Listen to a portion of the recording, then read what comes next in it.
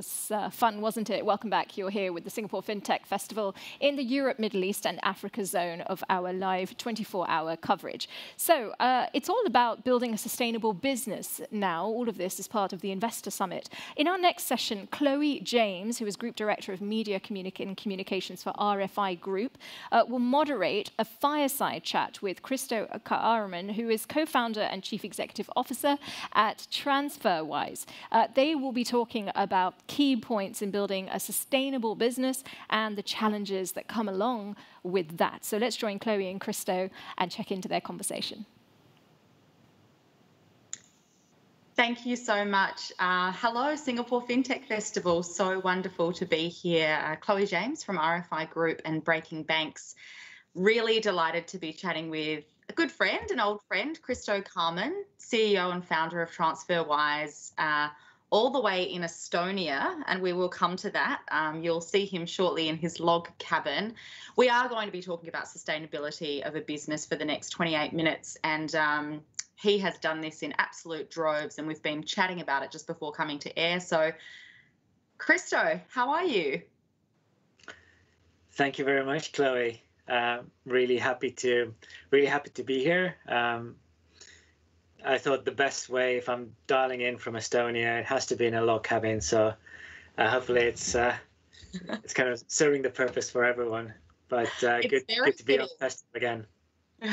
Yeah, it's very fitting indeed. We had a chat about a couple of other times we've spoken live in Singapore in a conference venue where all of the guests were sitting on beanbags. I think our last conversation I mentioned to you was under a big top circus tent in Amsterdam. And now I'm sitting here in Toronto, Canada. You're in Estonia.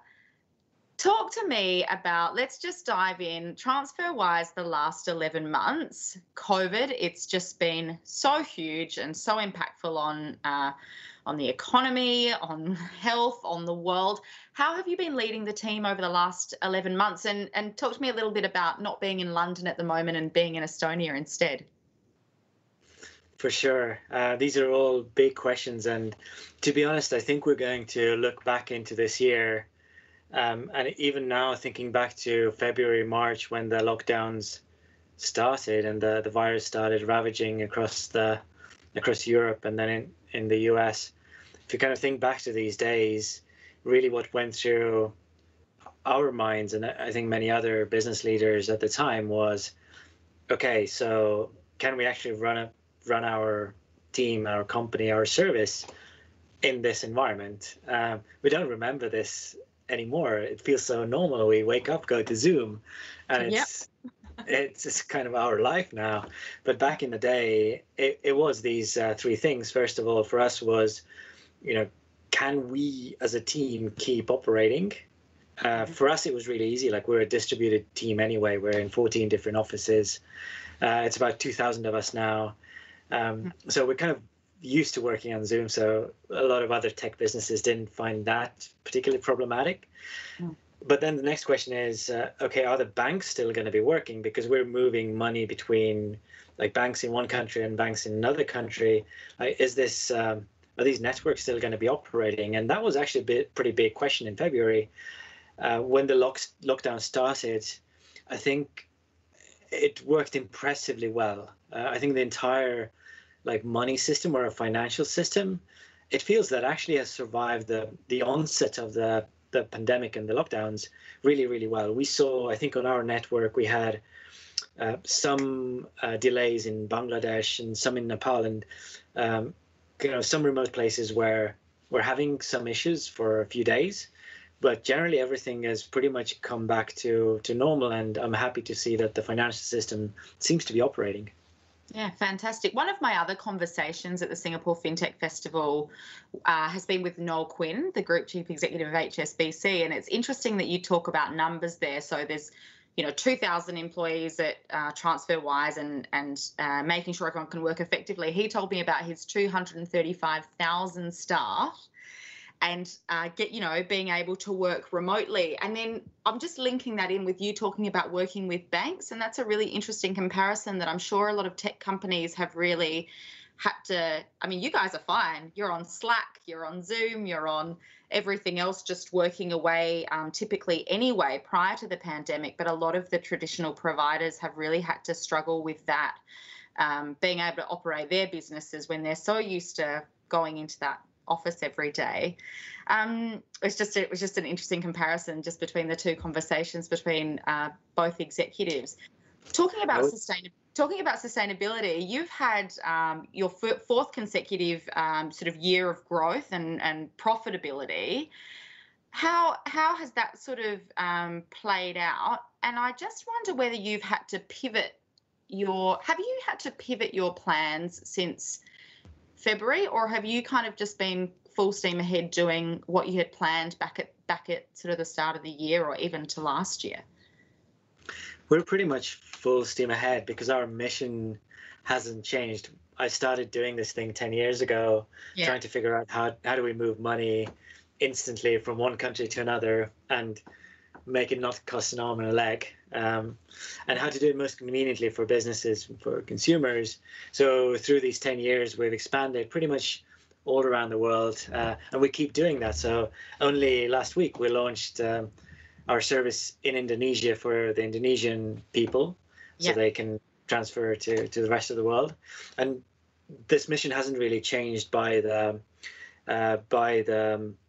pandemic. So I think some of the non-critical external things have slowed down, like regulators in some countries where we're applying for licensing are maybe going slightly slower.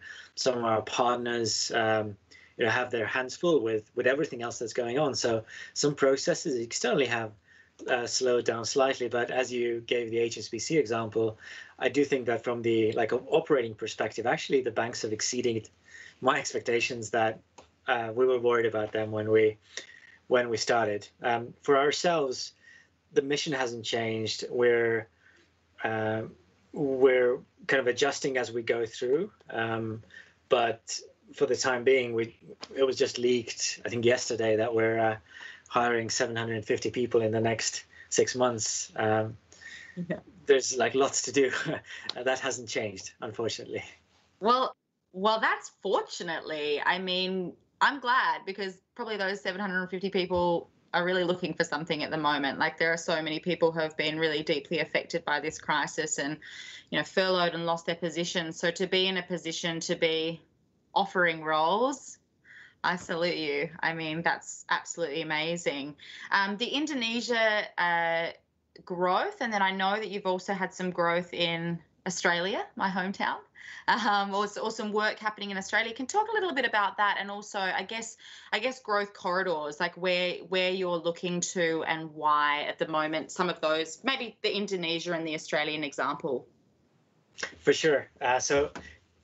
There's really 3 or 4 things that our customers, whether they're individuals or businesses, they care about when they think about their money across borders. They care about the speed at how quickly money arrives. They care about price, how expensive it is. They care about the convenience. And I didn't mention last time is the coverage. So this Indonesia comment was really about increasing our coverage and solving the problem for larger numbers of people. But in the rest of these angles, in terms of price, we've actually been also quite in a good place. So you asked about how our profitability has played into what we've been doing this year. We managed to drop our fees for 76% of our customers. Our mantra is that as we go on and we get more scale, we should be able to make this product cheaper to use. And this has been a big moment internally where we were able to announce that, especially routes in Asia, actually they were the top of the price cut list, but also any money transfers originating from the UK or the US got a price reduction. So this was a big thing for us. And then you raised Australia. Australia specifically was in the news a couple of weeks ago, where we announced we got our first banking license, and the questions came about, are we becoming a bank? And the answer is no. This is a slightly restricted banking license that we got in Australia so that we could connect directly into the local Australian dollar clearing system and start clearing with the directly with Reserve Bank of Australia. This sounds very technical, but actually this matters in terms of how fast we can move money between countries. Because if we're connected directly in the UK with the Bank of England, and then in Singapore with FAST, which is the local Singaporean payment network, and now in Australia, that means we can move money instantly across countries. Yeah. Well, you know, I'm a fan. I mentioned to you in one of our interviews that I talked about years ago that I had done my first TransferWise transaction for my Glastonbury Music Festival ticket to my best friend who lived in London. I don't know if you remember that, but that was my first sort of foray into TransferWise, and I love the model. I love it as a business. I always have, and have used it plenty of times since then. And surely now more than ever before, with everything that's going on in the world, your business is, I'm not surprised it's booming. I mean, people are having to, move money. People can't physically move themselves, really at the moment, unless you want to go to Australia and sit in a hotel room for 2 weeks in quarantine while they lock the doors, which I haven't done and I have no interest in doing. But, this is the time for a business like yours. Do you see sort of tech companies really shining throughout this crisis, and obviously bringing essential services to people who really need it? The individuals and businesses that you look after and service, really have a need for this. Are you seeing that more than ever before? Yes and no. I'll start with the no. No part. We have to remember that some businesses are affected. So if we look through our business customers, those involved in tourism or hospitality or events, they're not doing that well. So the demand or the volumes that they have to move across borders is slightly less. Yeah. And people travel less, so everything's kind of related to travel is a little bit lower. But then when we think of who really needs the service, it's businesses who trade internationally, who pay people internationally, who pay their suppliers internationally. That in some ways has kind of ticked up, because it matters less because you're going to be buying online anyway, and you're doing things online anyway. So it doesn't really matter so much if you do it locally within your nation or currency zone, or the internet is now your oyster, more than it was before. So we do see that businesses especially have gone a little bit more international, I would say, especially when they're in the kind of trading or e-commerce industries. And people, you're an Australian in Canada, those who are expats, they're still expats, and they still have their lives split across the currency zones, even if they're not traveling. So for us, really, these multiple effects seem to balance each other out, and we're seeing the demand being there and continuing. And if anything, folks have higher expectations from their bank or their provider, and they have time to look around. So that's, I think, the reason why we're seeing more and more demand coming our way. Yeah.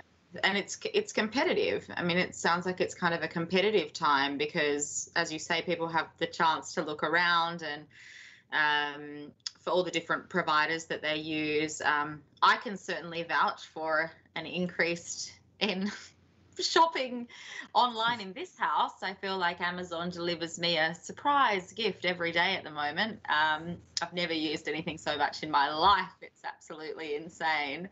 So yeah, some really interesting points there about how the world is sort of being affected differently.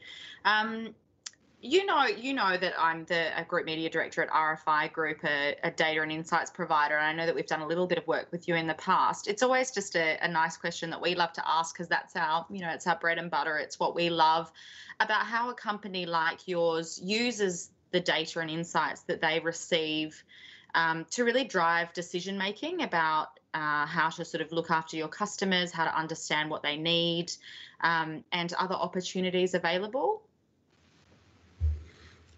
For sure.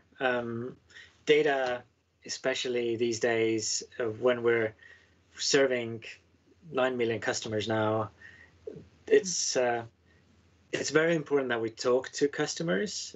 So I'm trying to take occasionally a whole day off just to do customer support, to have that physical conversation on the phone with the person using our service and struggling with someone or having a question.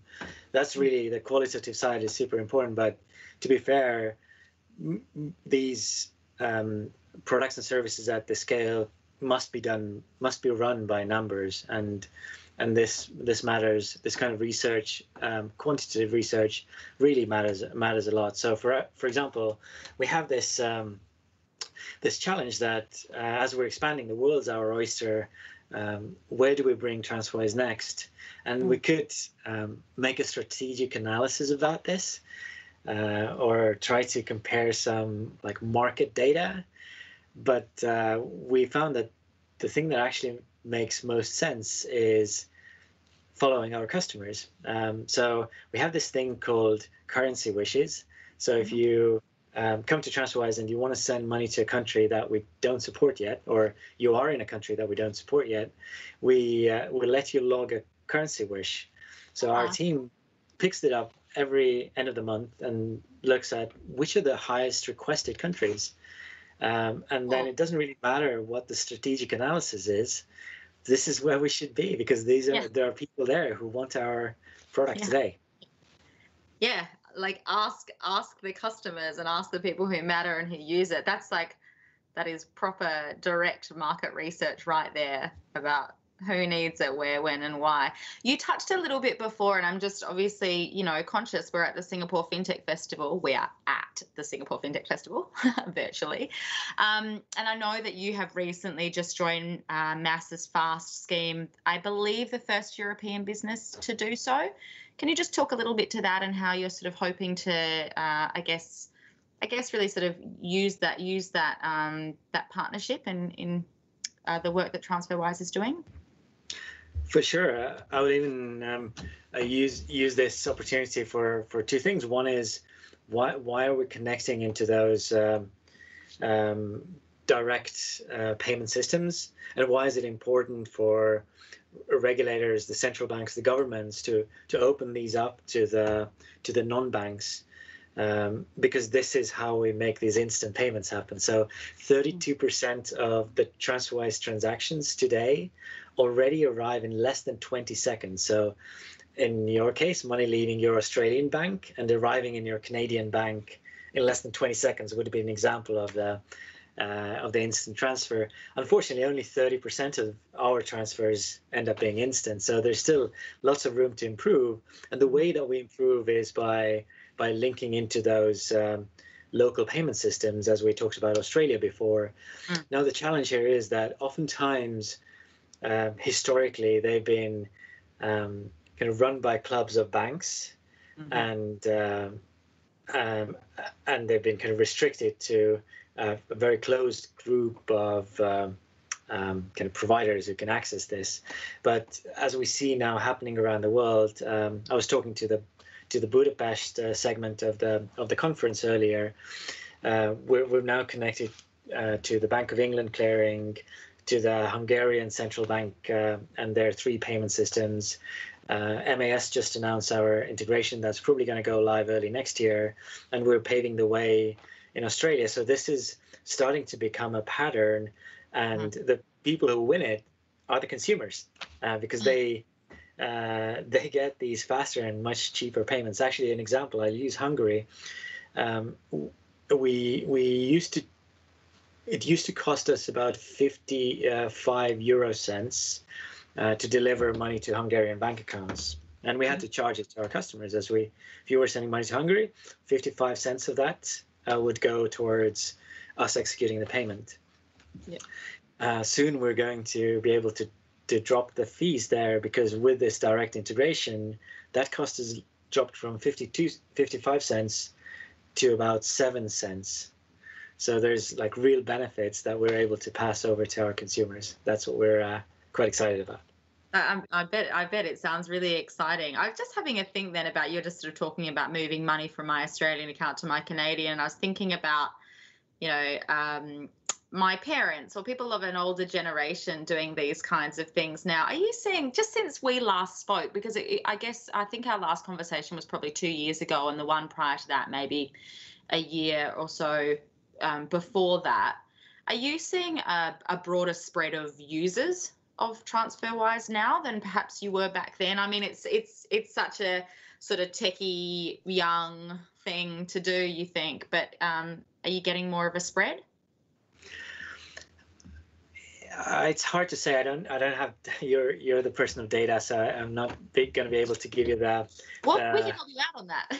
standard deviation of the age curve, but we do see a spread of people, and actually that's, you think that TransferWise is this young and cool thing. Actually, even in the early days, we had this huge cohort of British pensioners in south of Spain who had kind of told each other. We tracked it down to, I think, one person, and he was 65 years old at the time, and he had told everyone in Murcia that they should be using TransferWise if they move their pension over from the UK or move money back to their UK accounts.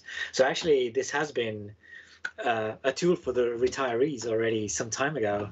That's awesome. And I'm sure your parents should try that. It should work.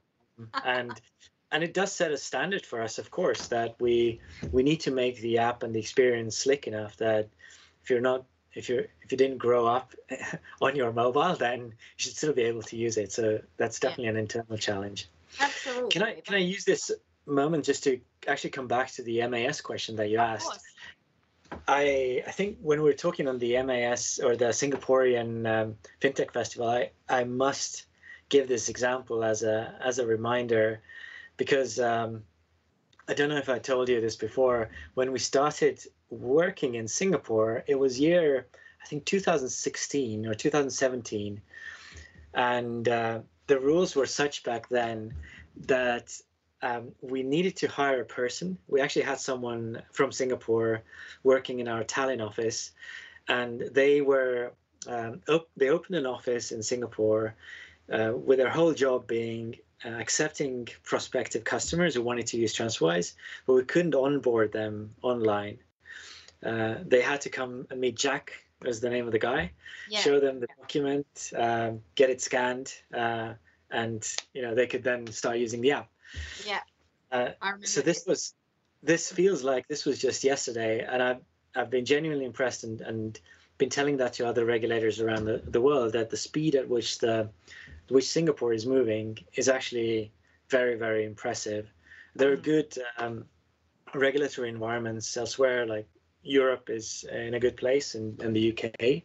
But if we look at how the fast payments have come on board, how the digitization has happened in only a couple of years to offer digital services, financial services in Singapore, and now opening up non-bank access, I just can't not make this call out to whoever's doing that in the Singaporean regulator. This is definitely noticed and worthwhile. Yeah, I think that's a great point to make. And I mean, interestingly, you just look at the Singapore FinTech Festival and its growth and development, and the speaker list and the amount of people they've got on board watching the program. Like, there's such a drive and a focus from that country on integration, on financial services, on digital payments. Like, it's just really are leading the way. We're not just saying that because we're on this platform, I promise you. I think it's a really good note to make. We've got just a couple of minutes to go. What do I want to ask you to finish up with? It was two things. One was, what has been like the most challenging thing for you in the last year with business? And then also, I always like to ask about sort of crystal ball predictions of what we're going to see over the next 12 months. And you can do that from a business perspective, and then also tell me that we're all going to be able to travel again one day. Chloe, we're all going to be able to travel one day. Thank you. Okay, so this is definitely going to happen. I can't give you a time prediction. Yeah. But for sure. And I think everyone's going to join me in saying that it's been pretty impressive how the world has been kind of dealing with a pandemic. I'm sure if we go on social media, we find things to be unhappy about. But the fact that we're kind of here and keeping going and adapting, I think that is really, hopefully looking back after a decade, we'll look back to 2021, and if anything, we're going to be impressed with ourselves, or hopefully our children will be impressed with us that we actually kept going. So this is pretty cool. I do think that at least looking around our own organization, it's not hugely sustainable. People want to work with other people, and they want to have that human interface that they talk to. So I do hope this is going to go back to what we're more used to. And then when I look forward in terms of the space that we and our audience is in, the financial services, for sure, there's like forward-looking countries like Sweden and Singapore. They've already working hard towards removing cash and getting digital in terms of how money should work. This is, I think, now is only going to accelerate. It has accelerated, and it's not going to turn back. I think with that also, the payment networks, they're going to get much faster. Like instant is going to be an expectation, and I do think the experiences that people get for their digital, whether these are wallets or bank accounts, they're just going to get so much richer and better, because that is going to be the expectation. And not just with tech companies like us or a few others. I think even the traditional banks are going to be putting ever more resources on sprucing up the digital experiences. Mm-hmm. Fantastic. What next for you? Christmas in Estonia? It is Christmas in Estonia. It is freezing here, as it probably is in Toronto. And for me, it's a bit of time off.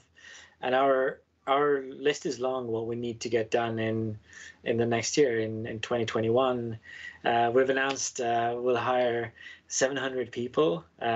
We're just moved our office in Singapore, actually. We got loads of space there once we're ready to get back to seeing each other. And there's so much our customers want us to build. So I'm quite excited about what's waiting ahead when we come back from the Christmas holiday. Absolutely. I mean, an exciting time ahead. And I think you've just made an announcement for, I don't even know how many thousands of people are going to contact you now for those 700 roles. Kristo, it was a real pleasure to talk to you again, the third time. So we've had Singapore, we've had Amsterdam, we've had virtual. I hope next time it is in person. Good luck with everything, and keep on keeping on, because you're doing an amazing job, and it was a real pleasure to speak again. Thank you. Thank you much, Chloe. Thanks to Singapore. And thank you both as well. Rather lovely that he was in a log cabin in Estonia. Thank you, Chloe and Kristo. That was a really insightful look into how TransferWise is building a sustainable business.